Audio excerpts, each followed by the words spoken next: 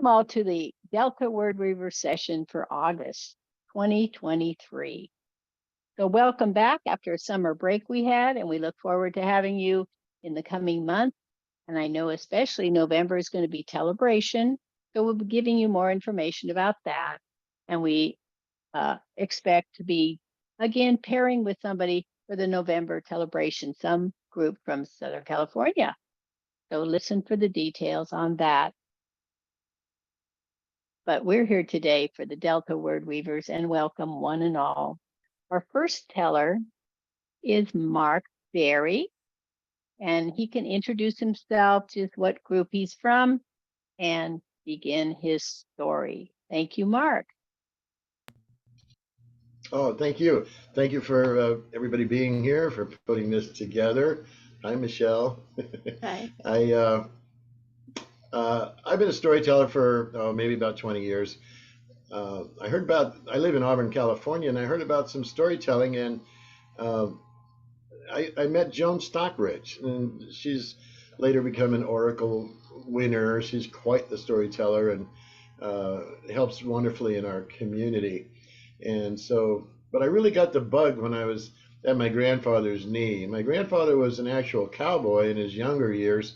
He rode the herded cattle from wherever in Montana where they started the trail to St. Louis, to the railhead.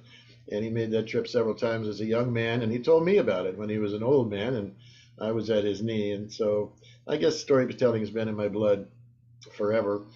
And I was one of the very active members of the Foothill Storytelling Guild when we used to do stuff, but we just kind of faded away. And today I have a story. I have a coyote story, and although I'm not Native American by blood, I have a very close relationship with 3 tribes. I've been adopted into 3 tribes, and what I do, I love to sit at the feet of the elders when they tell their stories. And so this is a story that's been told many thousands of times over the last thousands of years by many tellers. They, in their culture, the grandparents tell the tales around the campfire, and then eventually you become the grandparent and it's your turn to tell the tales, and it's a generational thing like that. And when I heard this story, I fell in love with it, and I asked the elder if I could have permission to tell it, and I was granted permission as long as it's in the summertime, because coyote tales in the Plains Indians in North America, the coyote tales are told in the summertime. On this particular day, Coyote hadn't eaten that night. He hadn't found any food, and he was very, very hungry. And he was trotting along out in the plains, trying to find something to have for lunch. And as he was trotting along, making tracks, he noticed that one lone tree that was out there all by itself. And he spotted something up in that tree, and he got closer and closer, and he realized it was a wild turkey. Now, you folks who have been to school, you probably know that the wild turkey was in running for the national bird symbol for the United States. The eagle just edged him out and won, but the wild turkey was right up there. They're very beautiful. You've seen their feathers, whether you know that's what it is or not. You've seen their beautiful brown and black feathers, and you've seen their gray and white striped feathers. And so there was this wild turkey, and well, one thing about turkey is he's not the most brilliant animal that the creator ever made. I'll leave it at that. Coyote, you know, he's the trickster, and he's very cunning, and he loves to play tricks on everybody. So when Coyote got there to this tree, and he got close enough to see, in fact, that was wild turkey up there in that tree. And of course, Coyote, not having opposable thumbs, he couldn't climb up there. But he had an idea, like Coyote usually does when he's thinking with his trickster mind, and he said, you know, Turkey, I think I'm going to have you for lunch. You look nice and plump and juicy, and as a matter of fact, I think you'd be my perfect lunch for today. And I can just hop up in that tree and get you anytime I want, as long as you don't fly away. You know, if you were to fly away, I could never catch you, but as long as you stay in that tree, when I get good and ready, I'll come up there and eat you. And the wild turkey was kind of thinking about that, and kind of scared. You know, he didn't want to be somebody's lunch. And as he was thinking about it, Coyote mentioned reinforced his plan a few times and said, "Yeah, I'll get you when I'm almost hungry enough now. As long as you don't fly away, I'll be able to get you when I want to." And finally, the turkey was worried enough and concerned enough and believed it enough that he thought he'd better spread his big wild turkey wings and take off from that only tree in sight.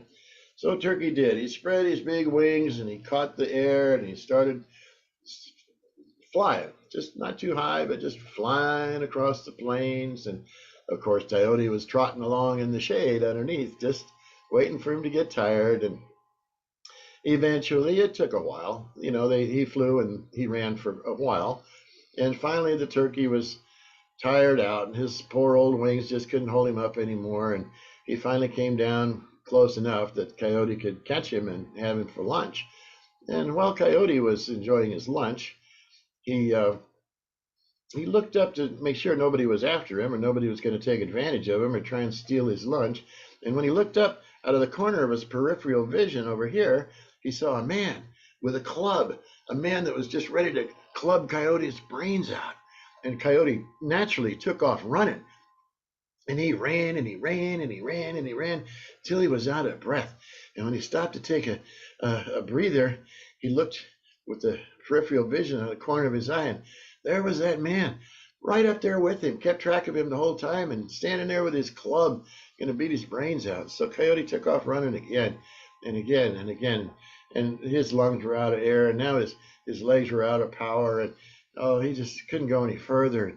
And he finally stopped and looked up, and there was the man right there, just ready to club his brains out. And so Coyote took off one last try, and he couldn't get very far. His legs gave out, and his lungs gave out, and he finally could go no further. And you've seen how animals will sometimes surrender themselves when they can see the loss of the fight. And Coyote did that. He rolled over on his back, and well, it's all over now, you know, so let the man with the club have his way. Well, when Coyote rolled over on his back, he felt something weird, and he kind of reached up here with his paw, and there was a big old turkey feather that had been stuck right here in Coyote's facial fur behind his ear. And Coyote, as much as he loves to be the trickster, he doesn't like tricks played on him at all, ever. Coyote was not a happy Coyote. But he learned his lesson. And you may think this story is true or not, and that doesn't matter. But if you don't believe it, just watch. The next time that you see a coyote or he sees you, he'll turn and walk away from you. Maybe trot, maybe run, but only for a little while. He'll run in a zigzag pattern and he'll stop and look around. Make sure you're not trying to club him. Make sure you're not a turkey feather. He'll make sure you're really you back there. And then he'll take off in another zig. He'll look back and he'll take off in another zag, and he'll look back, and now you know why Coyote and even sometimes Brother Wolf, now you know why they do that, why they do the zigzag looking back pattern. Story complete.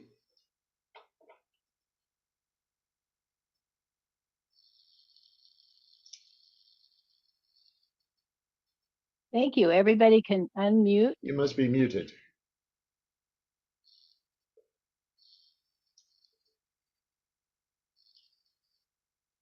So that's Coyote and Wild Turkey. I like the poor quiet tales that tell you, you know, there's something that you know is the way it is. And I love the indigenous people stories that tell us why it is that it is. Thank you, Mark. All right, I need to ask if you can hear my speaking. Can you hear me? Now, yes. Okay, thank you. Thank you so much. So everybody unmute, and they are. Do we have some comments or questions about him, or some praises? Oh, if anybody has critique, if you have, you know, any criticism or how it could be better, I'm always wanting to know how I can, you know, do better. So I love any of that. I like the informality, the conversational tone of it. Yeah, It's an easy listening story. Thank you. Anyone else Thank for you. comments right now? It kind of reminded me of a story I remember when I was a kid. This couple would do a puppet or Muppet like show at our as an assembly at our school, and it involved a story with a coyote trying to trick a turkey into becoming dinner. But it didn't work out very well. I'd love to hear that story too. I There you don't know if go. it's Maybe based on There's any lots of Native coyote American stories, though. you can make it up. Give us your version in a month or two. That would be great. Yeah, Coyote he's fun to tell, don't you think, Mark? He's fun to tell his Oh, stories yes. because And since we have a little time, I will share with you something that when I first learned the stories of Coyote and Turtle and Hare and Bear and all those stories, I just, okay, Coyote's a trickster. Okay, fine. And he always likes to trick people up. Okay, fine. That was as much as I gave him credit for. And after telling Coyote's tales for years and hanging out with Coyote this way for years, I discovered Coyote is really one of my best friends. Because when I'm traipsing along life's path, he'll trip me up every once in a while. And when I stumble and I stop and stand up and look around again, I might take note, I might take inventory. I might say, now, is this still really the path that I want to be on? Having gone down that path a certain ways, I might now be able to vision another path. I might want to, okay, I've come this far on this, but now I want to go over here. This is what I really want. Or I might, when he trips me up, I might realize that, yeah, this is exactly where I want to be, and I would keep going on that same path, but now with redoubled confidence and intention. So anytime I get tripped up, the unexpected interferes with my to-do list today. I thank Coyote for making me pay attention. thank you. Yes. All right, I am the next teller, so I need to adjust as I'm standing up.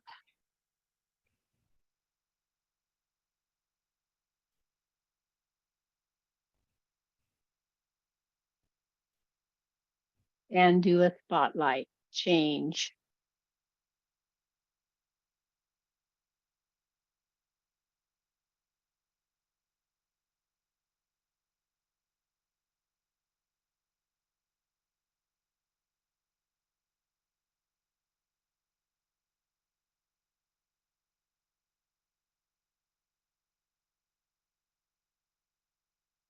Been reflecting a lot lately, I realize.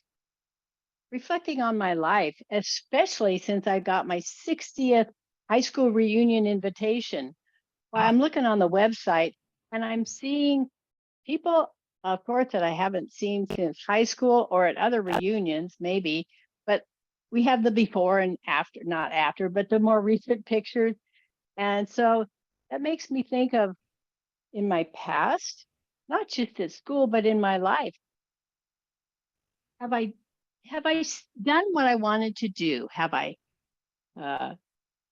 not bucket list, but just things I'm interested in? Have I gotten some done? Have I experienced them? I know that for myself, I like adventures. So I indeed satisfied. I did a lot of adventures and going to other countries and just doing things that I was interested in. Now, my husband, his interest, he wants to fly. So that's what he knows. And that's what I know, that we have these things that we want to do. So we've been married more than 50 years. And many years ago, well, 1985, I decided to combine some of those interests that we had, and I kidnapped him for a weekend. The children were young, and we took them over to Concord to be babysat by the grandparents. We live in Antioch. So we took the kids taken care of, and we were off for 2 nights and several days. I just told Fred, pack casual clothes, and that's what he did. I drove because he didn't know where we were going. Well, from here, Antioch, over to Fairfield was our first stop. some of you may not know that Fairfield has a glider club. You can buy a glider ride, and that's what I did. So we went up to that little airport, little airstrip over there. That was our first stop. First thing was just getting in that glider plane. Well, that back seat, I think it was for one maybe big person, but the two of us, and we're kind of small, we were cozy in there. That was okay, but that was the first thing that struck me. And we were behind the glider. Excuse me, the pilot. He was in the front and we were in the back. And the tow plane was, of course, in front. It kind of looked like a dental floss, but I know it really was a cable connecting, connecting to the tow plane back to ours. And it was just up on a hook underneath our nose was connecting us. So the tow plane took off, and there was this pull, this drag of we were in this plane being drugged, but pulled, towed up and up and up. The fly plane, the tow plane, it was circling big circles around so that it could gain altitude and put us up. It took us to 3,000 feet. That's where we were. And at that point, I heard a little clunk, and I knew that the cable connection had been released. And there we were. And it winds up in the tow plane. There we were out in the clouds, out in the air, 3,000 feet up. It was noisy, though. I had a lot of questions. I'm curious. I want to ask the pilot a lot of questions about it, but it was hard to talk to him because it was so loud. The wind, it was just the wind. And he admitted, he said, well, this is an older style of glider, and the newer style has tighter windows so that they're not as noisy inside. But okay, so it was hard to get all my questions out to him, but we did ask as many as we could and enjoyed looking out. I looked down. Now we started in Fairfield. I saw, oh, there's Vacaville. I see the Lagoon Park. I hiked down there. And we're looking around, and we flew out over the hills. The hills were green. It was summertime. And around we went, gliding. And he would head toward the cumulus clouds because we are banking literally on warm air. He'd go into the cloud, and the warm air would boost us up to give us altitude. And he would nose into those. And of course, the wings are giving us balance.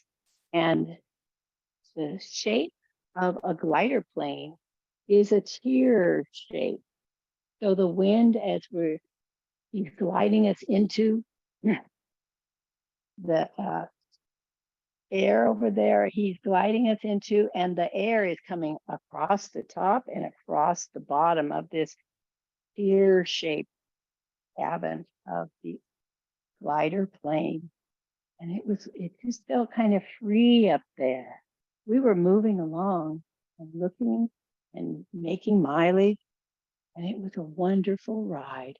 But eventually we came down slowly, descending, but it was quite a free feeling to ride in the glider plane. And the taxi, just like a regular plane, he lined himself up on the taxiway, and we came for a landing, just like being in a small plane. Well, that was fun. And we got out, and I said, okay, next adventure. And I drove us to Napa Valley. I had to tell Fred by then. Well, we had dinner, and then I told him, we're going on a hot air balloon ride in the morning. I had to tell him because we're going to get up early. And I was charged with calling the company at 5 o'clock in the morning to make sure we were going. Sometimes they get canceled for weather, rain, any kind of reason. So we just had to make sure. And so the recording, I thought, oh, they're going to be up, but no, the recording said indeed we were going to meet at the park.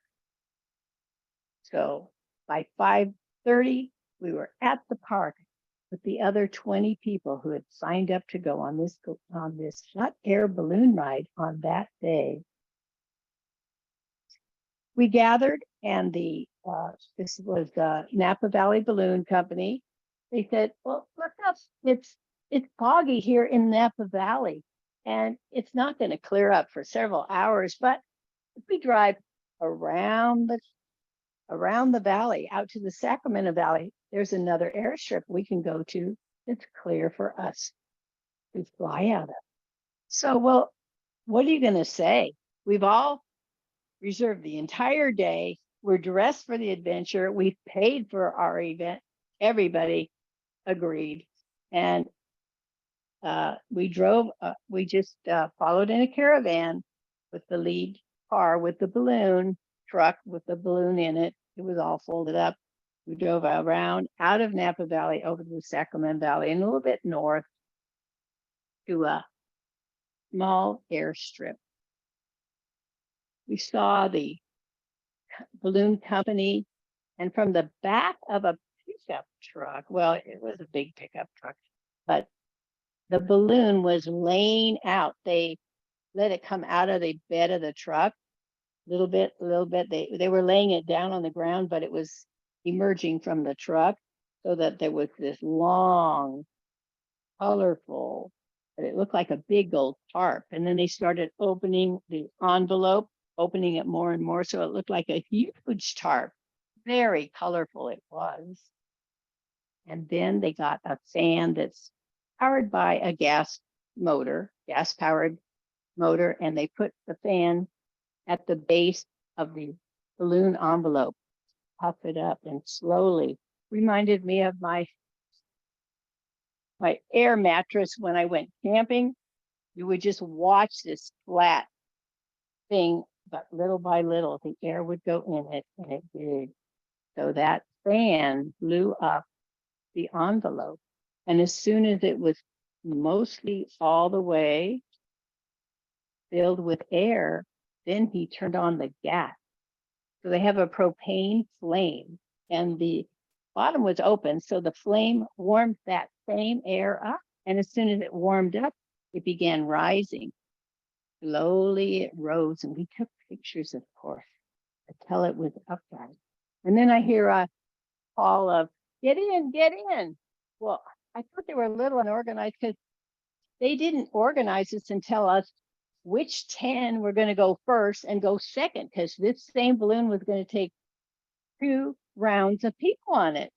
So people were scrambling to get in, and I just know, well, my husband scrambled to get in, and I looked around. I wasn't going to stay behind. I had to go with him, so I scrambled in. Now there's no nice little gate to climb into this wicker basket. No, you have to clamber up over to get down into the basket. So we had 10 people inside the basket. There's different size baskets, but ours was square, and it was fine, not too crowded. But it began to lift right away as soon as I was in. I mean, they were able to pull me in. Got in. I parked myself right on the edge because the wicker basket is framed.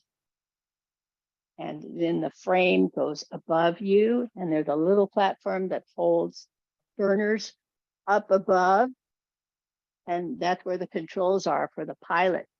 Open and close the flame to go up into the balloon.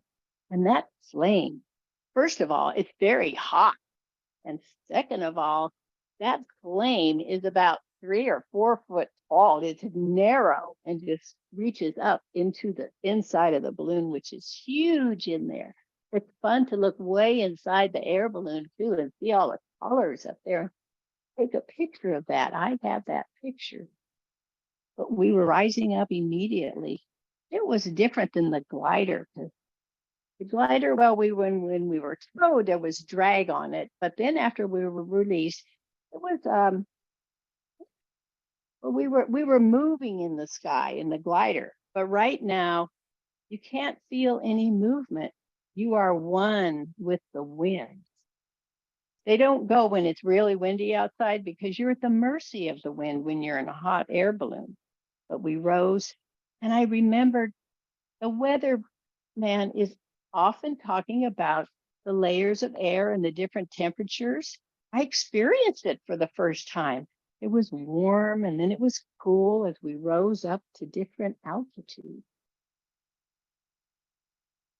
Now, when you fly in the Napa Valley, you go up, well, anywhere from almost ground level, because they can control the altitude of their balloon, up to about 1,500 feet. That's all they do because they stay within the valley of Napa Valley, which is somewhat small. But we were in the Sacramento Valley, and there was a huge valley, of course. He took us up higher and higher. We went to 4,000 feet. Oh, it was way down there. And I held on to the corner post. As soon as I got on, as we were rising, I found myself holding on tightly, but I just was anchored there. I didn't want to just walk around the basket. I just stayed there and I looked, and it was fun to be out there. But oh, the blast. It was noisy too, that flame when they blasted it open. It was very noisy and very hot. But they had good control on the balloon. He had a young, lanky guy. When he would open the vent, because he had a rope came down off of the balloon, and he would open it to open the vent to let some of the hot air out, which would descend us. And anytime he wanted us to ascend, he would turn on the burner. They have excellent control on it. But I was a little leery of that lanky kid because he's leaning over and opening that the vent on the envelope. I mean, he's leaning, way off. And I thought, he does this every day. So I had to put my trust in him. He knows what he's doing. And indeed, he did. So it was just a fabulous experience being up so high. I remember that we were over farmland. So it's interesting to see the patterns of the fields. And I remember when we were clear at 4,000, we looked down and we could see little ant people, and they were talking to each other. We could hear what they were saying. That was surprising to hear their conversation down there so far, but we did. Other parts of the flight, he brought us down and we skirted across a field of weeds. I say that because he told us about other experiences. The balloon company, different ones, sometimes they've damaged when that heavy basket is on the field. They're not to damage any crops. They're not to, run into any gates or fences. They have to watch out because, of course, they have to pay for any damages. But he told us about, that's the kind of thing that they have to watch for, especially when we're going to land pretty soon. But even in their flight, because some of the balloons on purpose come down for the experience. They'll skirt just at the top of, not dipping into a water of a lake, but just across the top of it. And it's just an interesting experience. And we skirted along, I remember, a field. We were on the fields. After, we were probably up there about 40 minutes before he started descending, and he's on the radio to the chase car. So the chase car there was two chase cars, one's a truck and one's a car, with the other 10 people who are ready to go after us. And they're talking, I said, where are you going to land? And he said, well, I don't know yet. That's the experience. The balloon pilot is talking to the chase car. They're deciding where they're going to land. The chase car we're out, he's only on 2-lane roads out there. They're out in the country and they're figuring out where to land. We landed on just the shoulder of a 2-lane road in the country. No landing strip, no nice big field, land in the middle of the field. No, because there were crops and fencing, but it was time for us to come down and switch teams. So he came on down, and sometimes they land nice and softly because there's a ground crew to help pull you down. It didn't seem like that. The crew was there, but we came down with a thump. And then the balloon is leaning over because they have to keep track of letting a little air out, putting up the flame and getting it so it's balancing. His charge is to balance it right there on that shoulder. And we would lean over and there'd be a car coming the other way. I remember that. And he'd try and upright it. One car had to slow down before our balloon, which was laying across this country road, get up enough so he could drive by. The landing was quite an experience in and of itself. So we still have to balance the basket, like exchange passengers with people getting out. We can't just get everybody out at the same time. No, because then he'd be up. So we're exchanging and scurrying and clambering in and out. That's what we did, and we accomplished it. So we did get into the chase cars, they say, but we got to go back to the picnic tables because our experience was to have a balloon ride and a champagne buffet afterwards. So we were taken to a park where they had already put out a little spread, and we had champagne and crackers and cheese. And that was our day at the Napa Valley balloon ride. It was a great experience. Thank you. I'm getting my chair ready.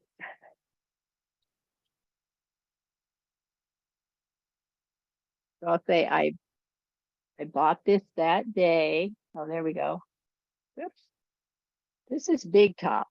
Big Top was another balloon from the company that I was with, but it certainly serves to say we went on that hot air balloon ride. Thank you. Oh, excellent story, Marion. Thank you. You're welcome. Both stories. I taking- like the way you linked them together.